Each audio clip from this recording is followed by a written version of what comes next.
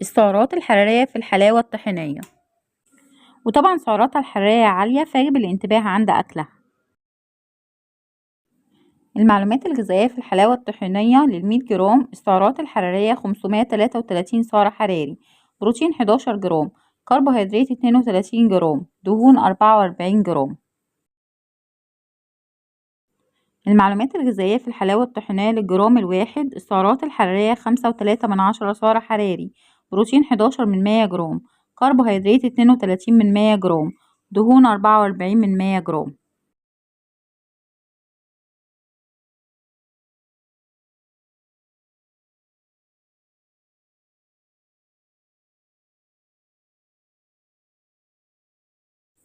المعلومات الغذائية في الحلاوة الطحينية لمعلقة صغيرة أو قطعة صغيرة بوزن 10 جرام زي ما شفنا في الفيديو السابق. السعرات الحرارية 53 سعر حراري، بروتين 1.1 جرام، كربوهيدرات 3.2 جرام، دهون 4.4 جرام.